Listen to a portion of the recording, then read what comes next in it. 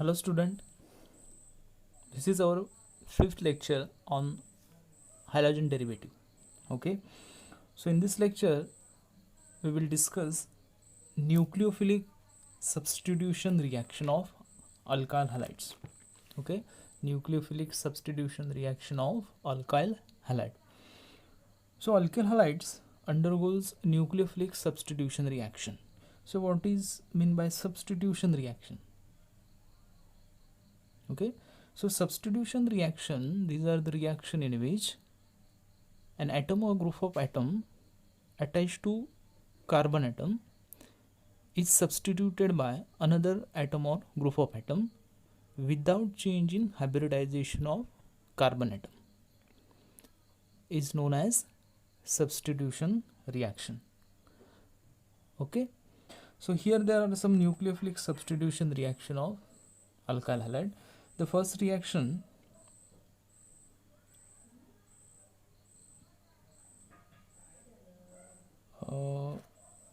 is the formation of alcohol from alkyl halide. So in this reaction, alkyl halide react with sodium, aqueous sodium hydroxide or potassium hydroxide. On heating, they undergoes nucleophilic substitution reaction. Halogen atom is substituted by hydroxyl group. Halogen atom जो आहे तो hydroxyl ग्रुपने substitute होतो. So this is called formation of alcohol from alkyl halide. आपण बरेचसे example देऊ शकतो. इथे आपण अल्काइल हॅलाइड कोणत्याही प्रकारचे घेऊ शकतो आणि त्याची सोडियम हायड्रॉक्साईड किंवा पोटॅशियम हायड्रॉक्साईड बरोबर रिॲक्शन करू शकतो. ॲक्वियस सोडियम हायड्रॉक्साईड और potassium hydroxide to give corresponding alcohol. Okay, then second reaction आहे formation of ether. Okay, formation of ether. This is called Williamson synthesis reaction. He Williamson synthesis reaction आहे. So alkyl halides when react with sodium alkoxide, sodium alkoxide, on heating they gives ether. So इथे हा जो halogen atom आहे is substituted by alkoxy group. OR ग्रुपने काय होतो substitute होतो. This is also nucleophilic substitution reaction. Then in third reaction, alkyl halide react with silver carboxylate to form ester. Formation of ester. Okay,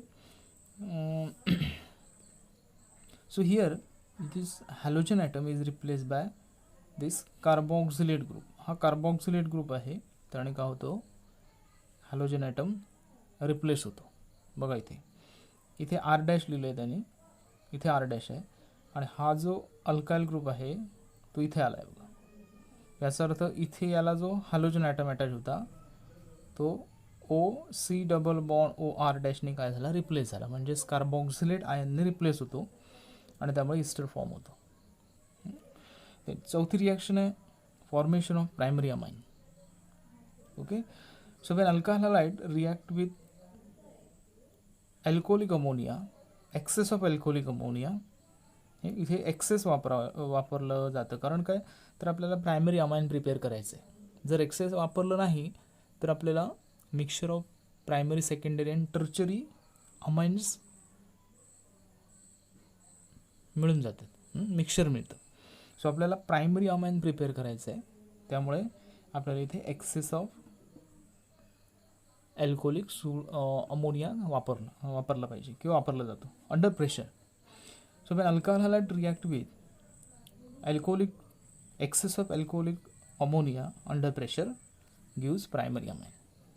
okay, then fifth reaction आहे formation of alkyl cyanide किंवा nitrile आपण म्हणतो त्यांना. Formation of alkyl cyanide. So when alkyl halide react with alcoholic potassium cyanide gives alkyl cyanide. So here also alkyl group is halogen atom is replaced by cyanide group. Cyanide ने काय होतो halogen atom replace होतो. So this is also substitution reaction. Nucleophilic substitution reaction. Then sixth, this is the formation of isocyanide. Okay, formation of isocyanide from alkyl halide. So when alkyl halide react with alcoholic silver cyanide. Halogen atom of alkyl halide is replaced by isocyanide group. आता cyanide आणि आयसोसायनाइडमध्ये difference असा आहे की सायनाइडमध्ये सायनो group हा कार्बनने attach असतो आणि आयसोसायनाइडमध्ये सायनो group हा nitrogen to attach असतो, नायट्रोजनने अटॅच असतो, म्हणून त्याला आयसोसायनाइड म्हणतात. हे लक्षात ठेवायचं आहे तुम्हाला. त्यानंतर 7वी रिॲक्शन आहे फॉर्मेशन ऑफ नायट्रोअल्केन. नायट्रोअल्केन किंवा अल्कायल नायट्राइट, नायट्रोअल्केन पण म्हटलं जातं. So when alkyl halides react with potassium nitrite, potassium nitrite बरोबर रिॲक्शन केली जाते. So here halogen atom is replace by nitrite group, nitrite ग्रुपने रिप्लेस होतो, NO2 ग्रुपने रिप्लेस होतो. So as to gives alkyl nitrite. Okay, simple reaction आहे. And last one, शेवटची reaction आहे फॉर्मेशन ऑफ नायट्रोअल्केन.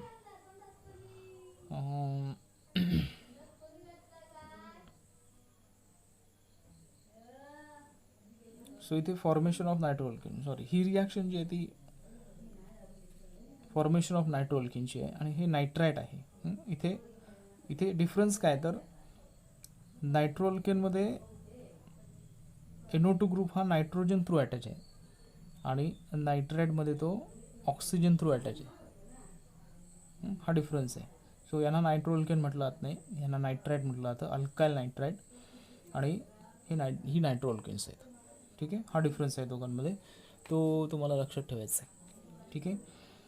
सो यासाठी तुम्हाला अल्कायल हॅलाइड सिल्वर नायट्रेट बरोबर रिॲक्ट करावे लागतील, सिल्वर नायट्रेट टू गिव्स नायट्रोअल्केन. हा डिफरन्स लक्षात ठेवायचा, पोटॅशियम नायट्राइट आणि सिल्वर नायट्राइट. पोटॅशियम नायट्राइट बरोबर रिॲक्शन झाली तर अल्कायल नायट्राइट मिळणार, nitro group oxygen through attach होणार अल्कायल ग्रुपला, आणि सिल्वर नायट्राइट वापरलं असेल तर नायट्रो ग्रुप हा नायट्रोजन थ्रू अटॅच होणार. जसं इथे आपण बघितलं आहे की पोटॅशियम सायनाइड वापरलं अल्कोहोलिक तर सायनो ग्रुप हा कार्बन थ्रू अटॅच होतो, आणि अल्कोहोलिक सिल्वर सायनाइड वापरलं असेल तर सायनो ग्रुप हा नायट्रोजन थ्रू अटॅच होतो आणि आयसोसायनाइड फॉर्म होतो. तसंच इथे ह्या पण रिॲक्शन तशाच आहे.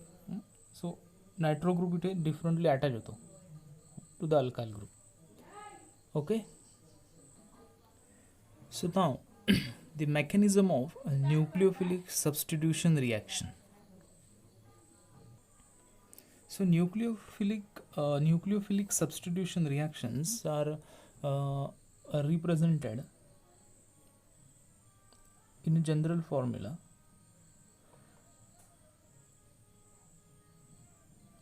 or general form in this way.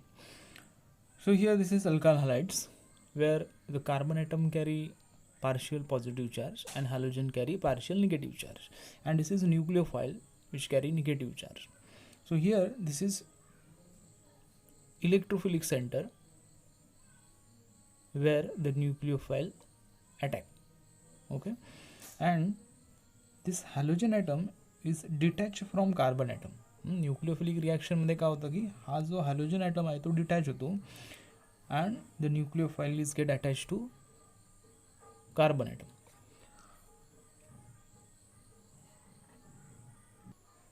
So this halogen atom is called living group. ह्याला living group म्हटलं जातं, living group. Okay, there are two type of nucleophilic substitution reaction mechanisms, SN1 and SN2 reaction mechanisms. Now SN1 stands for nucleophilic substitution unimolecular reaction and SN2 stands for nucleophilic substitution bimolecular reaction. Now let us discuss one by one. First of all, we will discuss SN2 reaction mechanism.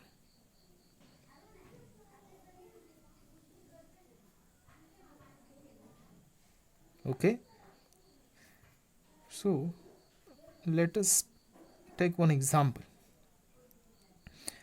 So alkaline hydrolysis of methyl bromide. to give methanol CH3OH is an example of SN2 reaction mechanism. So in this reaction, carbon bromide bond break and carbon hydroxyl bond is formed when the nucleophile OH minus attack on the carbon atom. So therefore this Br means bromine is living group and OH minus ion is attacking group. त्यामुळे हा Br जो आहे, bromine जो आहे, तो living group आहे, तो carbon पासून लिव्ह होतो, रिमूव्ह होतो आणि तिथे OH मायनस आयन काय करतो, अटॅक करतो, OH अटॅच होतो. ठीक आहे. सो हा जो ग्रुप आहे OH तो अटॅकिंग ग्रुप आहे आणि हा ब्रोमीन आहे तो लिव्हिंग ग्रुप आहे. So when kinetic study of this reaction is carried out, then we will observe the rate of this chemical reaction is proportional to concentration of methyl bromide as well as concentration of OH minus ion. जो रिॲक्शनचा rate आहे तो rate या दोन्ही रिॲक्टंटच्या जे reactant आहेत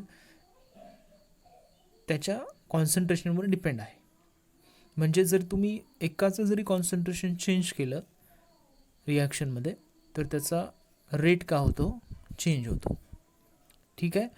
so therefore the reaction is bimolecular reaction. There are two reactants and on this reactant rate of reaction is depend and therefore it is bimolecular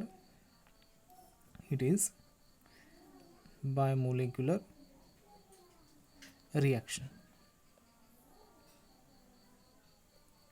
Okay, now the actual mechanism. आता आपण actual mechanism discuss करू.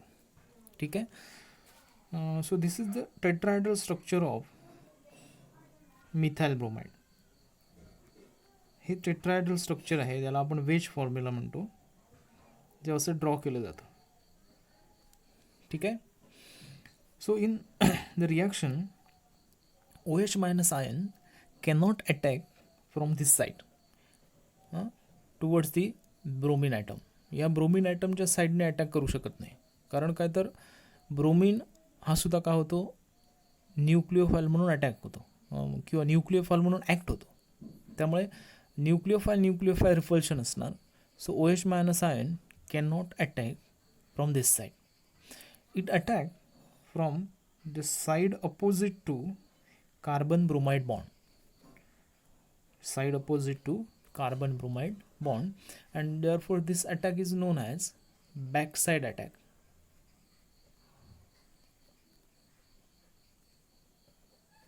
त्यामुळे त्याला backside attack म्हटलं जातं, कारण हा OH minus ion आहे तो काय करतो, या कार्बन ब्रोमाइड बॉन्डच्या अपोजिट साईडने अटॅक करतो. Okay. When this attack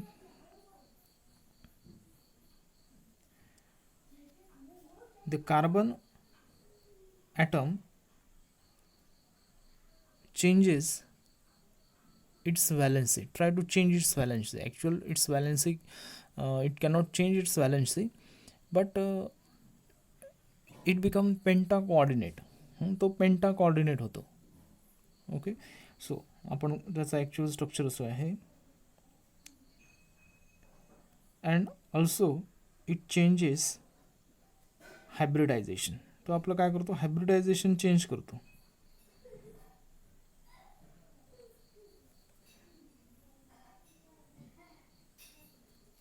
okay. So हा लिव्हिंग ग्रुप आहे.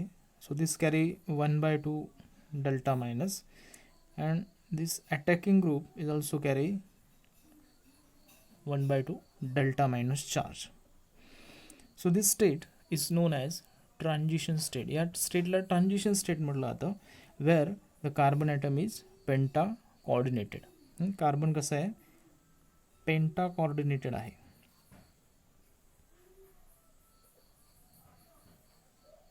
Penta coordinated in which its hybridization is sp2 जिथे त्याचं हायब्रिडायझेशन कोणतं आहे, sp2 आहे. इथे मात्र त्याचं हायब्रिडायझेशन होतं sp3. सो त्याची जॉमेट्री पण चेंज होते, from tetrahedral to trigonal planar अशी त्याची जॉमेट्री काय होते, चेंज होते. So in transition state is very high energetic state. तिथे एनर्जी काय असते, हाय असते, आणि तिथे दोन्ही आपल्याला लिव्हिंग ग्रुप आणि अटॅकिंग ग्रुप काय होतात, प्रेझेंट असतात. ठीक आहे. अँड इन दिस स्टेप, या स्टेपमध्ये both bond breaking and bond formation takes place. या स्टेपमध्ये दोन्ही काय होतं, बॉन्ड ब्रेकिंग आणि बॉन्ड फॉर्मेशन आपल्याला दिसून येतं. So this is a slow step and it is a rate determining step. Slow आणि रेट डिटरमायनिंग स्टेप आहे. Then the transition state is readily turn in to the final product. Transition state आहे ती लगेच काय होते, final प्रोडक्टमध्ये change होते, where there is a formation of here there is OH,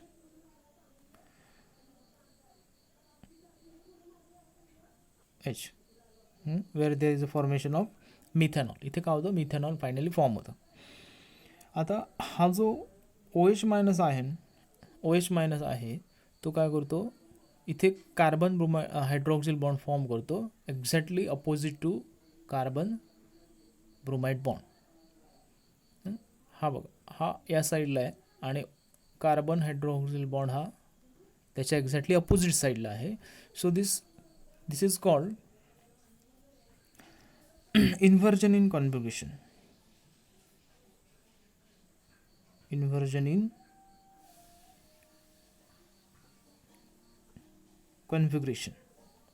हे कसं लक्षात येईल तुमच्या, जर तुम्ही हे स्टार्टिंग कंपाऊंड जर ऑप्टिकल ॲक्टिव्ह वापरलं असेल तर आपल्या लक्षात येतं की जो प्रोडक्ट फॉर्म होणार आहे तो त्याचं कॉन्फिगरेशन कसं असतं, इन्व्हर्स असतं टू दॅट ऑफ दी आपला जो सुरुवातीचा रिॲक्टंट आहे. रिॲक्टंट म्हणण्यापेक्षा तो ॲक्च्युअली रिॲक्टंट नाही आहे, सबस्टेट आहे. त्याचं कॉन्फिगरेशन आणि प्रोडक्टचं कॉन्फिगरेशन हे कसं असतं, ऑपोजिट असतं, इन्व्हर्स असतं. ओके, त्यामुळे इथे इन्व्हर्जन इन कॉन्फिगरेशन मिळतं. ठीक आहे. So this is about SN2 reaction mechanism. समजा आपण एक ऑप्टिकल ॲक्टिव्ह कंपाऊंड घेतलं, समजा एक इथे रिॲक्शन लिहितो. ऑप्टिकल ॲक्टिव्ह कंपाऊंड आहे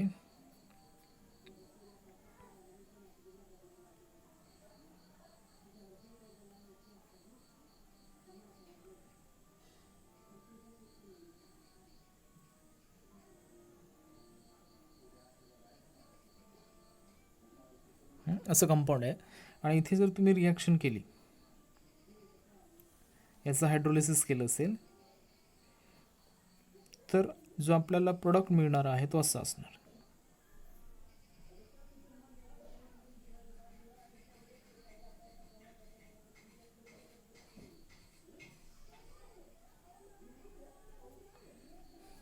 ओके, सो हा कार्बन ब्रोमाइड बॉन्ड आणि हा कार्बन हायड्रोक्सिल बॉन्ड दोन्ही कसे आहेत, अपोजिट डिरेक्शनमध्ये आहेत.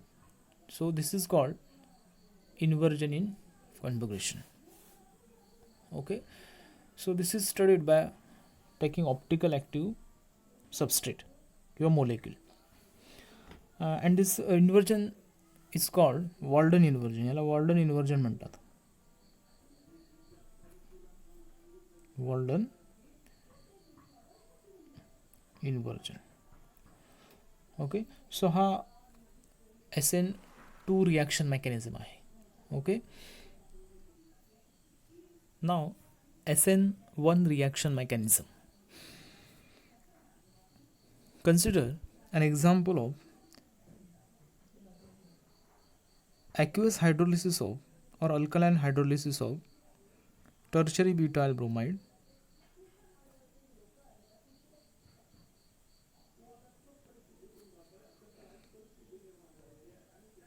so this example is of SN1 reaction mechanism. So alkaline hydrolysis of tertiary butyl bromide gives tertiary butanol.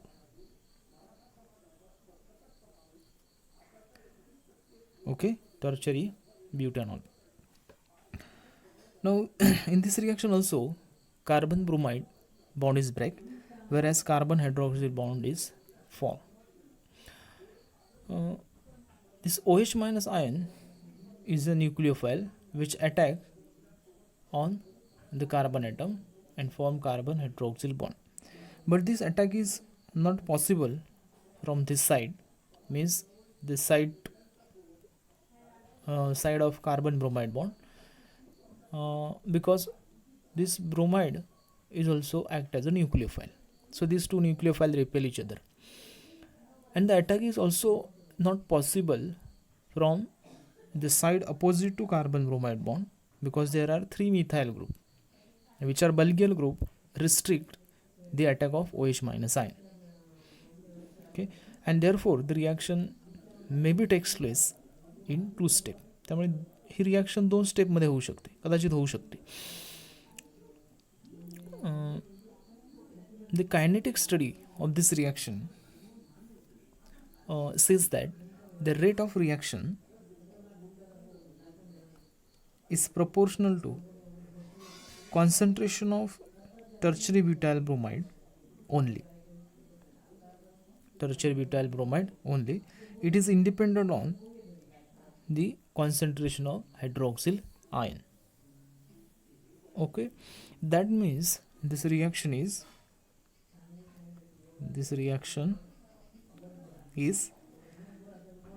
unimolecular reaction. Unimolecular. Okay, this reaction is unimolecular. कारण रिॲक्शनचा rate हा एकाच रिॲक्टंटवर depend आहे, किंवा एक जो सबस्ट्रेट आहे आपला त्याच्या कॉन्सन्ट्रेशनवर डिपेंड आहे. त्याचं जर कॉन्सन्ट्रेशन तुम्ही चेंज केलं तर रिॲक्शनचा रेट हा काय होतो, चेंज होतो. पण जर हायड्रॉक्सिल आयनचं कॉन्सन्ट्रेशन चेंज केलं तर रिॲक्शनच्या रेटवर कोणताही इफेक्ट होत नाही. ठीक आहे, याचा अर्थ रिॲक्शनचा रेट हा कसा आहे, एका रिॲक्टंटवर डिपेंड आहे, आणि त्यामुळे ती रिॲक्शन ही युनिमोलेक्युलर आहे, फर्स्ट ऑर्डर आहे, युनिमोलेक्युलर.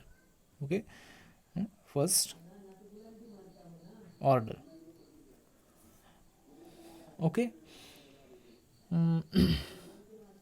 So the reaction takes place in 2 step. आपण आपली ॲक्च्युअल मेकॅनिझम बघू.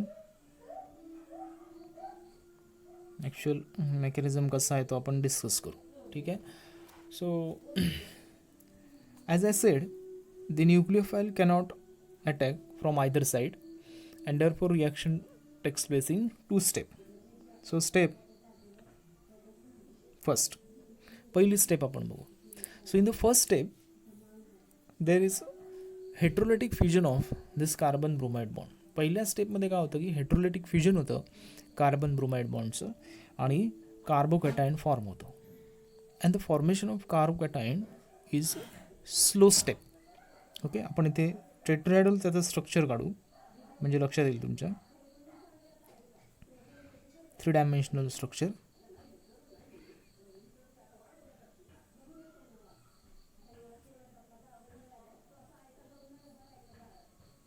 ठीक आहे, हे स्ट्रक्चर आहे त्याचं.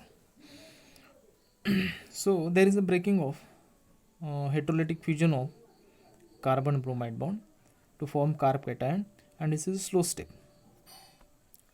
And the slowest step in the course of reaction is rate determining step. लक्षात ठेवायचं आहे, रिॲक्शनमध्ये जी स्टेप स्लो असेल ती काय करते, रिॲक्शनचा रेट डिटरमाइन करते. त्याच्यावर त्याचा काय असतो, रेट हा डिपेंड असतो. आणि रेट डिटरमाइनिंग स्टेपमध्ये एकच रिएजंट आहे, बरोबर ना, एकच रिएजंट आहे, आणि त्यामुळे ही युनिमोलेक्युलर रिॲक्शन आहे, त्याची ऑर्डर फर्स्ट आहे. Okay, so there is breaking of carbon bromide bond to form carb cation.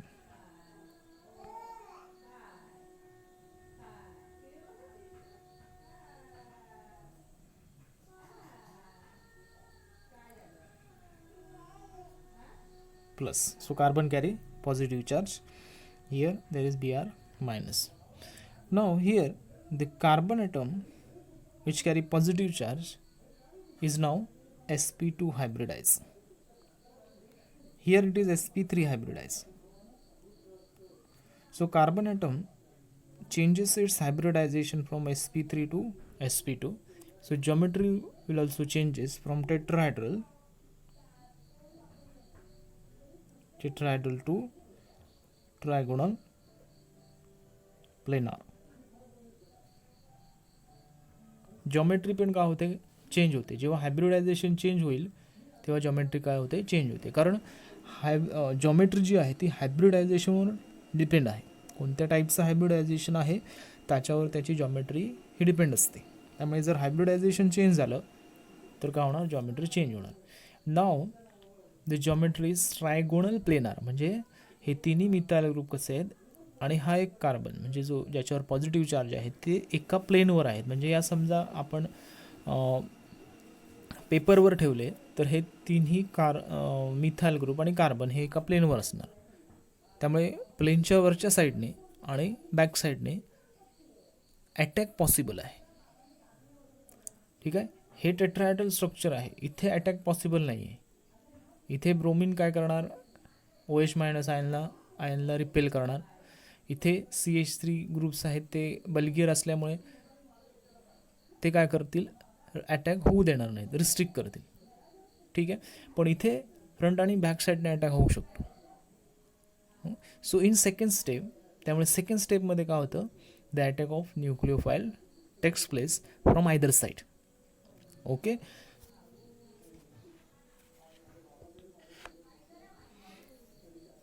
So step 2 किंवा सेकंड स्टेप आपण म्हणू. आता इथे मी कार्ब कॅटायन लिहितो.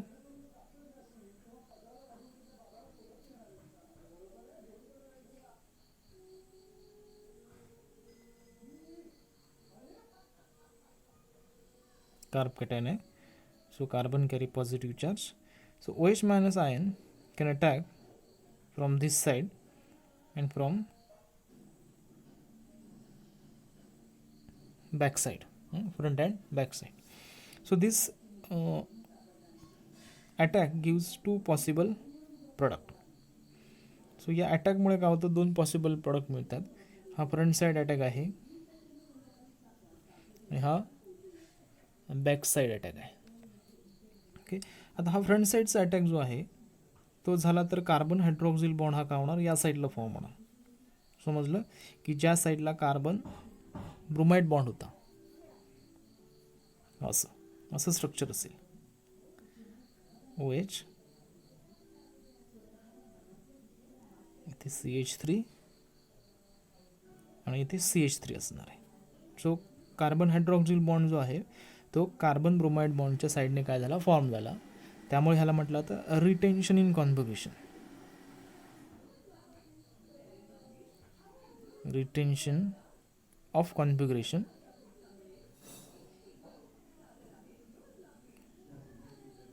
रिटेन्शन झालं, कॉन्फिगरेशनमध्ये रिटेन्शन आलं आहे, तसंच कॉन्फिगरेशन मिळालं आपल्याला. पण बॅक साईड जर अटॅक होत असेल तर हा OH मायनस आयन का होणार, या साईडने अटॅक झाल्यामुळे इथे OH कार्बन हायड्रॉक्सिल बॉन्ड या साईडला असेल. सो हा मिथाइल ग्रुप इकडे जाईल, कार्बन ते हा वरचा मिथाइल ग्रुप सेम साईडला असेल. इथे आता हायड्रॉक्सिल ग्रुप येणार, इथे CH3 आणि हा इथे CH3. ठीक आहे. सो हा कार्बन हायड्रॉक्सिल बॉन्ड हा कार्बन ब्रोमाइड बॉन्डच्या अपोजिट साईडला काय झाला, फॉर्म झाला. त्यामुळे त्याला म्हटलं जातं inversion in configuration. Inversion in किंवा ऑफ म्हटलं ऑफ कॉन्फिगरेशन. हे आपल्याला केव्हा लक्षात येतं, इन्व्हर्जन किंवा रिटेन्शन, जर तुम्ही ऑप्टिकल ॲक्टिव्ह मोलेक्यूल जर वापरला असेल. आपलं स्टार्टिंग जो रिएजंट आहे, जे सबस्ट्रेट आहे ते जर ऑप्टिकल ॲक्टिव्ह असेल, म्हणजे जिथे कार्बन हा काय असेल 4 डिफरंट ॲटम किंवा ग्रुपने अटॅच असेल, तर तुम्हाला जे प्रोडक्ट मिळतात ते काय असतात, एक रिटेन्शन आणि एक इन्व्हर्जनमध्ये असतो. म्हणजे एक काय असतो, डी आयसोमर असतो आणि एक एल आयसोमर असतो. आणि जे मिक्सचर आहे ते ऑप्टिकली काय होतं, इनॅक्टिव्ह होतं. म्हणजे आपलं जे सुरुवातीचं कंपाऊंड जे आहे ते काय होतं, काय असतं, ऑप्टिकल ॲक्टिव्ह असणार आहे. पण जो प्रोडक्ट तयार होतो तो कसा असतो, ऑप्टिकली इनॅक्टिव्ह असतो. याचा अर्थ ऑप्टिकली इनॅक्टिव्ह आहे म्हणजेच 50% 50-50%मध्ये एल आणि डी आयसोमर फॉर्म झाला. समजते ना, लक्षात येते ना.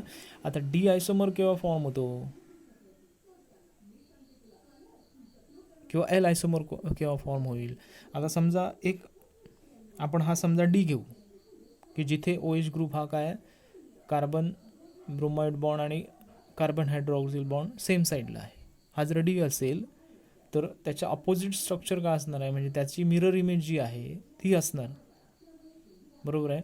मग हा डी असेल तर हा असणार एल, की जिथे कार्बन ब्रोमाइड हायड्रॉक्सिल बॉन्ड हा याच्या एक्झॅक्टली अपोजिट साईडला असणार. त्यामुळे हा डी असेल तर हा एल असेल. हा राईटने रोटेट करणार, plane of plane polarise light, आणि हा काय करेल, लेफ्ट साईडने रोटेट करेल. त्यामुळे तुम्हाला हे जे रिझल्टिंग जे मिक्सचर आहे ते कसं असणार आहे, ऑप्टिकली इनॅक्टिव्ह असणार. ठीक आहे. In SN1 reaction the carb cation form, जो कार्ब कॅटायन फॉर्म झाला आहे CH3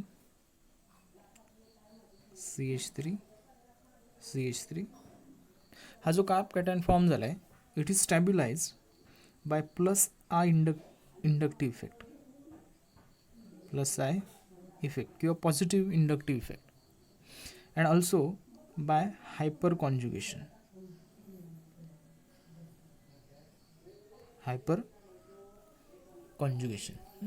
आता हा प्लस आय इफेक्टने कसा स्टॅबिलाइज होतो, तर मिथाइल ग्रुप जे आहेत ते कसे आहेत, इलेक्ट्रॉन डोनेटिंग ग्रुप आहेत. त्यामुळे हा कार्ब कॅटायन स्टेबल होतो. Okay. And hyper conjugation means each methyl group carry carbon hydrogen bond, so there is a possibility of the electron pair from carbon hydrogen bond can be delocalized in empty p orbital of carbon. त्याला आपण काय म्हणतो, hyperconjugation म्हणतो.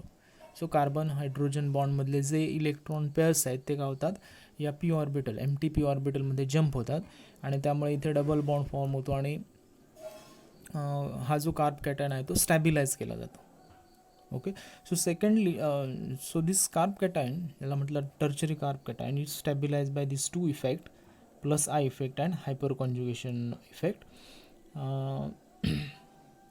And therefore किंवा as a result SN1 mechanism is most favored in tertiary halide.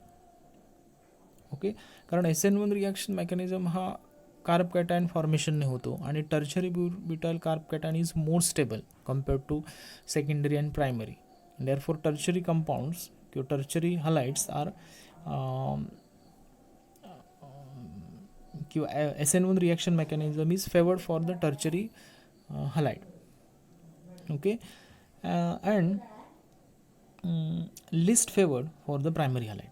पण तो कमी फेवर्डमध्ये किंवा प्रायमरी हलाइडमध्ये आपल्याला तो दिसून येत नाही, किंवा primary halides do not undergo nucleophilic substitution reaction by SN1 mechanism, कारण तिथे कार्ब कॅटायन हा लिस्ट स्टेबल आहे.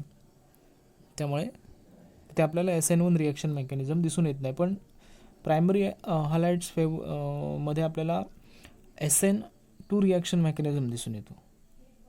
So SN2 reaction mechanism is favored for primary halides, and for secondary halide both mechanisms are favored. Secondary SN1 reaction mechanism as well as SN2 reaction mechanism means the secondary halides undergoes nucleophilic substitution reaction by either SN1 or SN2 mechanism or mixed mechanism. ठीक आहे. त्यामुळे आपण त्याची जी SN1ची जी order आहे ती अशी लिहू शकतो आपण, CH3X हा मिथाइल हलाइड आहे, प्रायमरी आहे, किंवा आपण त्याला प्रायमरी म्हणता येणार नाही कारण सिम्पल हलाइड आहे तो. त्यानंतर प्रायमरी येतो सेकंडरी आणि tertiary. So for SN1 mechanism,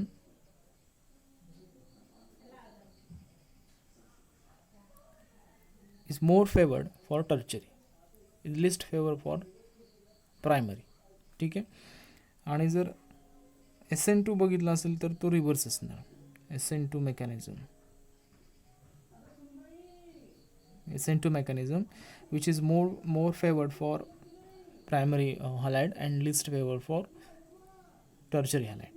Okay, so this is about the SN1 mechanism and SN2 reaction mechanism, but this mechanism is also depends on the condition वर डिपेंड आहे. ते nucleophile आहे की ते किती स्ट्रॉंग आहे, किंवा जो तुम्ही सॉल्वंट वापरता त्याच्यावर ते कसा असतो तो मेकॅनिझम पण डिपेंड असतो. ठीक आहे. थँक्यू.